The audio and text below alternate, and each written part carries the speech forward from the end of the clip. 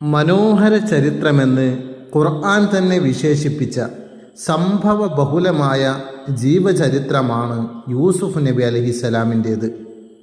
യാക്കൂബ് നബിയുടെ 12 മക്കളിൽ ഏറ്റവും ചെറിയ മോനാണ് യൂസുഫ് നബി അലൈഹിസ്സലാം.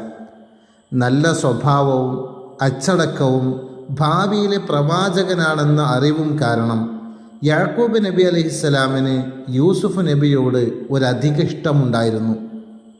പിതാവിൻ്റെ ഈ സ്നേഹം ഇഷ്ടപ്പെടാത്ത 10 സഹോദരങ്ങൾ യാക്കൂബ് നബി അലൈഹിസ്സലാമിൽ നിന്നും യൂസുഫ് നബിയെ അകറ്റാൻ തീരുമാനിച്ചു.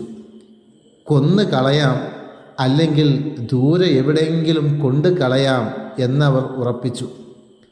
അപൂർവമായി മാത്രം യാത്രക്കാർ പോകുന്ന വഴിയിലുള്ള ആഴമുള്ള ഒരു കിണറിൽ യൂസുഫ് നബി അലൈഹിസ്സലാമിനെ ഉപേക്ഷിച്ച് സഹോദരങ്ങൾ വീട്ടിലേക്ക് മടങ്ങി.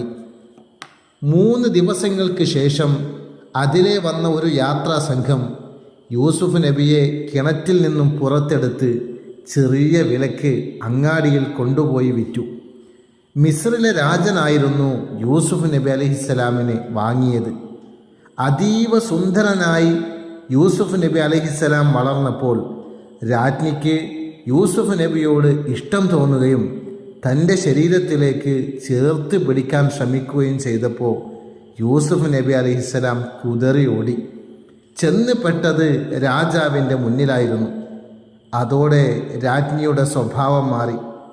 യൂസുഫ് എന്നെ ഉപദ്രവിക്കാൻ ശ്രമിച്ചെന്നും യൂസുഫിനെ ജയിലിലടക്കണമെന്ന് നിർബന്ധം പിടിക്കുകയും ചെയ്തു.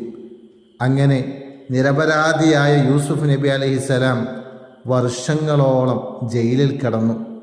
അവസാനം നിരപരാധിത്വം ബോധ്യപ്പെട്ട് ജയിലിൽ നിന്ന് മോചിതനായി. അതൊരു മുഹറം മാസത്തിലായിരുന്നു.